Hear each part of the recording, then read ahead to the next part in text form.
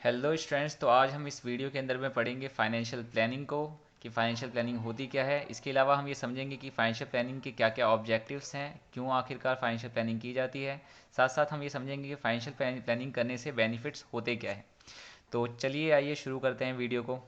लेकिन अगर आपने इस वीडियो का पार्ट 1 और पार्ट 2 अगर अब तक नहीं देखा है इस टॉपिक का, तो प्लीज़ उसको देखें। लिंक आपको वीडियो के डिस्क्रिप्शन में मिल जाएगा।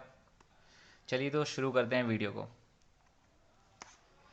तो अगर हम बात करें फाइनेंशियल प्लानिंग की, तो फाइनेंशियल प्लानिंग जैसे कि हम जानते हैं, प्लानिंग का मतलब ही होता है कुछ करने से पहले कुछ सोचना, है ना, ताकि चीज़ें सही ढंग से हो। बिना प्लानिंग के अगर कोई भी आप काम करेंगे तो हो सकता है कि चीज़ें जैसे आप चाहते हैं वैसे हो ना, क्योंकि ऑब्जेक्टिव्स को पूरा करने के लिए ज़रूरी है कि एक प्लानिंग के साथ हमारी एक चीज़ को करें, एक चीज़ नियोजित तरीके से की जाए। क्योंकि अगर बिना योजनाएं बनाए, बिना प्लानिंग्स के कोई भी चीज़ करी जाती तो हो सकता है कि उसके जो परिणाम आएंगे, रिजल्ट आएंगे, वो नेगेटिव आए, जिस तरह से हम सोच रहे हैं उस तरह से ना आए।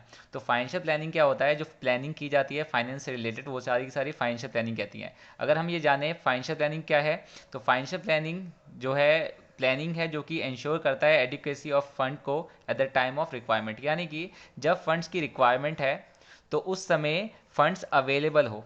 ठीक है, एडिक्वेट फंड्स अवेलेबल हो, इसी को हम कहते हैं प्लानिंग। तो याद रखना, ये प्लानिंग है जो कि ये इंश्योर करता है कि फंड्स, जब ज़रूरत हो फंड्स की, तो उस समय फंड्स क्या हो, अवेलेबल हो। तो इस प्लानिंग को हम क्या कहते हैं? फाइनेंशियल। जैसे कि हम जानते हैं फाइनेंशियल प्लानिंग फंड से रिलेटेड है, यानी कि फाइनेंस से रिलेटेड है। ठीक है, तो ये एक फाइनेंशियल प्लानिंग का मतलब हो गया वो प्लानिंग जो कि ये इंश्योर करती है कि जब ज़रूरत है फाइनेंस की, फंड्स की, तो उस समय फंड्स अवेलेबल हो। चलिए अब जान लेते हैं कि इस प्लानिंग के ऑब्जेक्टिव्स हैं क्या। फाइनेंशियल प्लानिंग के जो ऑब्जेक्टिव्स हैं, पहला है इंश्योर करना availability of funds whenever these are required. तो जब भी फंड्स की, जैसे कि हमने अभी समझा था उसकी मीनिंग में भी, कि जब भी फंड्स की ज़रूरत होती है तो उस समय फंड्स अवेलेबल हो। इस चीज़ को ध्यान में रखते हुए फाइनेंशियल प्लानिंग बनाई जाती है। तो इसका मेन ऑब्जेक्टिव यही होता है कि फंड्स अवेलेबल हो उस समय जब फंड्स की ज़रूरत है। इसके साथ साथ में जो ऑब्जेक्टिव मेन है वो ये है कि ये चीज़ भी ध्यान रखता है फाइनेंशियल प्लानिंग, जब भी कोई भी फाइनेंशियल मैनेजर बनाते हैं तो उस चीज़ का ध्यान रखते हैं कि हम कभी ऐसा ना हो कि हम फंड्स की जितनी ज़रूरत है उससे ज़्यादा फंड्स रेज कर लें, क्योंकि वो फिर बेकार होता है। जैसे कि मान लीजिए कि हमें 1 लाख रुपए की ज़रूरत है। ठीक है, और इस 1 लाख रुपए की ज़रूरत के लिए हमने क्या करा, 10% डिवेंचर्स इशू कर दिया। ठीक है, तो 1 लाख रुपए की अगर रिक्वायरमेंट है तो 1 लाख के डिवेंचर इशू करने चाहिए ना। अगर मान लीजिए आप 1 लाख के रिक्वायरमेंट है लेकिन आपने डिवेंचर्स इशू कर लिए कितने के, यही सेम 5 लाख इशू कर दिए डिवेंचर्स, तो उससे क्या होगा, आपके पास एक्स्ट्रा फंड आ जाएगा। लेकिन इस एक्स्ट्रा फंड का कोई बेनिफिट है क्या? नहीं, क्योंकि 1 लाख भी आपका यूज में होने वाला है। देखिए 1 लाख रुपये अगर आप फंड रेस करते तो आपको इंटरेस्ट जो देना पड़ता है 10%, कितना देना पड़ता है, 10,000।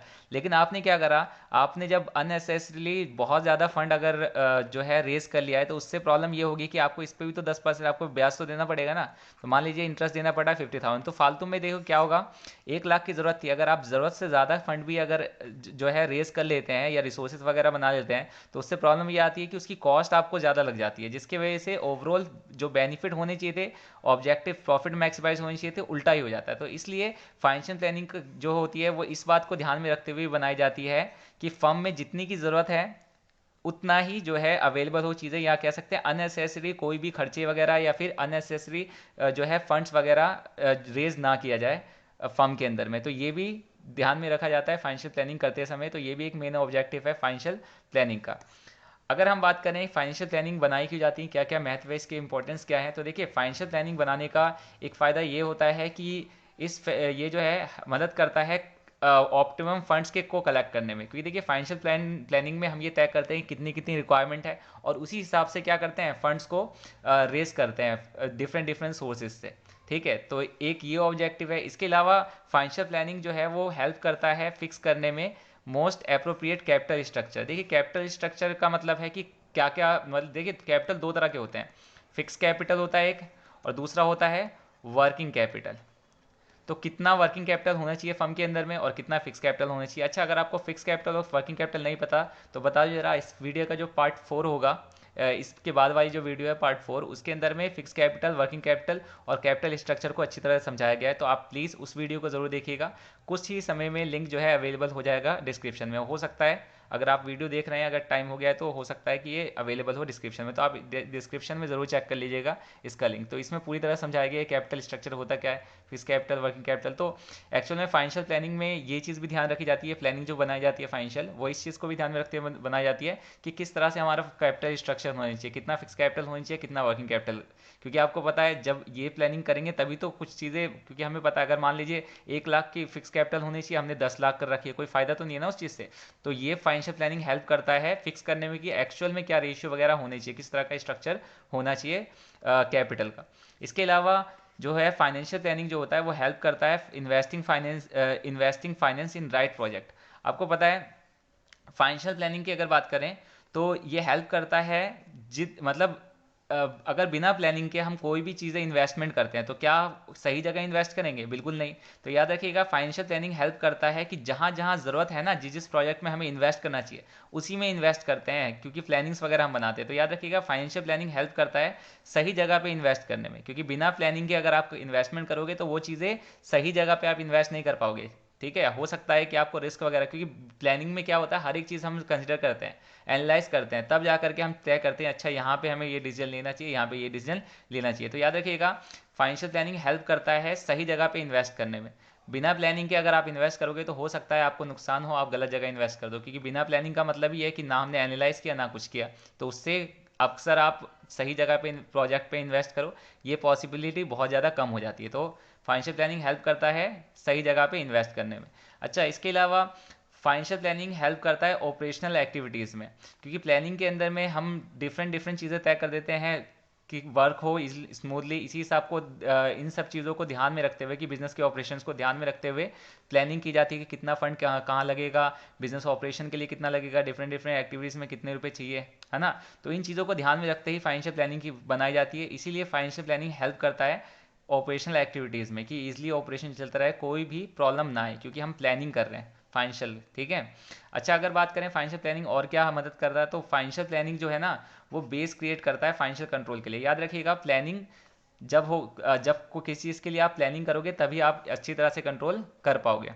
जैसे कि आप समझ लीजिए आपने प्लान किया है कि एडवर्टीजमेंट पे जो खर्चा होगा प्लानिंग के अकॉर्डिंग, प्लान जो एक्सपेंडिचर होगा वो 1 लाख रुपए होगा। मान लीजिए आपने प्लानिंग करी है कि 1 लाख रुपए एडवर्टाइज पे खर्च करना है। अगर ये प्लानिंग बना ली, इसी हिसाब से आप कंट्रोल करेंगे ना कि हम यह ध्यान रखेंगे कि 1 लाख से ज़्यादा ना हो खर्चा, या अगर खर्चा हो रहा है तो क्या है, क्या रीज़न है ना। तो ये एक बेस रेडी कर देता है प्लानिंग। अगर हम प्लान ही ना करते कितना एडवर्टाइज पे खर्च होना चाहिए तो इसका मतलब कोई बेस ही नहीं होता।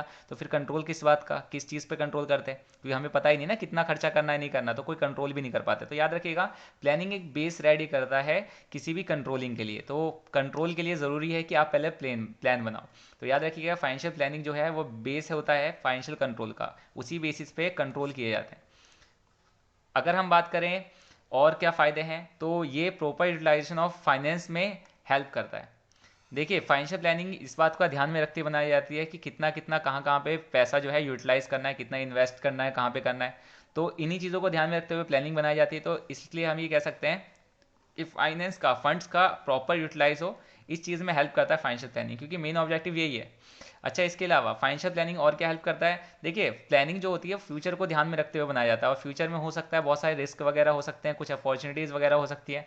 तो देखिए फाइनेंशियल प्लानिंग जो भी बनाई जाती है फ्यूचर में होने वाले जो पॉसिबल रिस्क और जितने भी अपॉर्चुनिटीज़ होती हैं उन्हीं को ध्यान में रखते हुए एक्चुअल में बनाई जाती है। इस तरह से क्या होता है, जब हम फाइनेंशियल प्लानिंग बना लेते हैं ना तो हम अवॉइड कर पाते हैं इस तरह के शॉक और सरप्राइजेस को, क्योंकि हमने पहले ही उन चीज़ों को ध्यान में रखते हुए प्लानिंग कर ली है। तो ये अवॉइड करने में हेल्प करता है शॉक्स एंड सरप्राइजेस को। इसके अलावा प्लानिंग जो है लिंक क्रिएट करता है इन्वेस्टमेंट एंड फाइनेंसिंग डिसीजन में। अच्छा, इन्वेस्टमेंट और फाइनेंसिंग डिसीजन में कैसे लिंक करता है, तो किस तरह से लिंक होता है इन्वेस्टमेंट एंड फाइनेंसिंग डिसीजंस में, किस तरह से लिंक क्रिएट करता है फाइनेंशियल प्लानिंग, उस चीज़ को हम ये समझते हैं। देखिए अगर बात करें, मान लीजिए इन्वेस्टमेंट डिसीजन लिया गया कि एक शोरूम हमारे पास पहले से ही था, 2 नए शोरूम बनाए जाएंगे, नंबर 2 शोरूम और 3 नंबर शोरूम। तो ये डिसीजन लिया गया कि इन दोनों शोरूम को बनाने में लगेगा 1 लाख रुपए। ठीक है।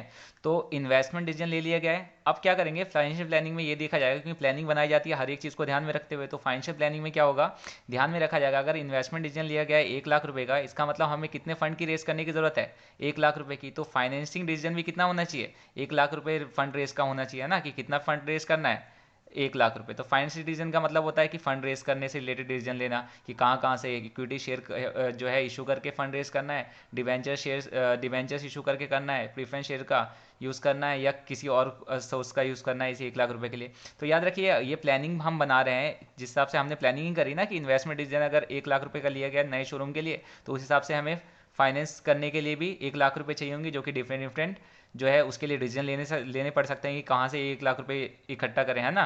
तो याद रखिएगा, अगर प्लानिंग जो है इन दोनों के बीच में लिंक बनाया है हमने, अभी हमने प्लानिंग ही तो करी कि अगर इस इन्वेस्टमेंट डिसीजन के लिए हमें 1 लाख रुपए चाहिए, तो उसी हिसाब से क्या होगा, लिंक क्रिएट हो जाएगा फाइनेंसिंग डिसीजन में, कि हाँ अच्छा, इन्वेस्टमेंट 1 लाख का, यानी फाइनेंसिंग डिसीजन में क्या लिया जाएगा डिसीजन, कि 1 लाख रुपए हमें रेज करना है, चाहे वो इक्विटी शेयर होल्डर शेयर्स के थ्रू करें, प्रेफरेंस शेयर के थ्रू करें, या डिबेंचर्स या लोन लेकर के करें। तो इस तरह से लिंक क्रिएट कर दिया गया है किसके बीच में, investment decision and financing decision के बीच में, किसके थ्रू, प्लानिंग। क्योंकि हमने यहाँ पे प्लानिंग करी कि इन्वेस्टमेंट इतने का है, तो इस हिसाब से प्लानिंग फाइनेंसिंग डिसीजन में भी फाइनेंस कितने का लेना पड़ेगा, 1 लाख का। तो ये लिंक क्रिएट करता है planning, financing and investment decision में।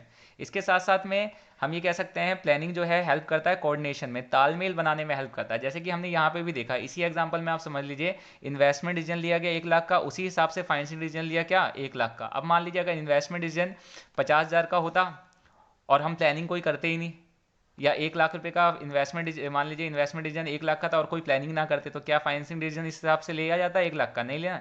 फाइनेंसिंग डिसीजन कुछ भी हो सकता था। तो प्लानिंग करने से फायदा क्या हुआ, कि हमने दोनों की रिक्वायरमेंट्स को समझा, कि अच्छा ये डिसीजन किस इस बेस पे लिया जा रहा है, इस बेस पे हमें फाइनेंशियल डिसीजन ये लेना चाहिए। तो इससे क्या हुआ, तालमेल बन गया, दोनों एक्टिविटीज़ के बीच में अच्छा तालमेल बना, जिसकी वजह से काम आराम से बन हो जाएगा, शोरूम्स वगैरह के लिए पैसे यहाँ पे इकट्ठा हो जाएंगे, ये इन्वेस्टमेंट डिसीजन भी लिया गया है, तो उस हिसाब से शोरूम भी बन जाएंगे। तो हम ये कह सकते हैं कि तालमेल को बेटर करने में, कंपनी के अंदर में कोऑर्डिनेशन बेटर करने में ज़रूरी होता है फाइनेंशियल प्लानिंग। क्योंकि प्लानिंग क्या कर देती है, हर एक एक्टिविटी के बीच में जो भी रुकावटें होती हैं, उन चीज़ों को खत्म करने के लिए ही प्लानिंग बनाई जाती है। और जब रुकावटें खत्म हो जाएंगी तो तालमेल बेटर होगा ना पूरे ऑर्गेनाइजेशन के अंदर में। तो फाइनेंशियल प्लानिंग जो है, फाइनेंस से रिलेटेड जितने भी रुकावटें होती हैं उसको खत्म करती है, जिससे तालमेल बेटर होता है हर एक डिसीजन में, हर एक एक्टिविटी के अंदर में जो फाइनेंस से रिलेटेड है।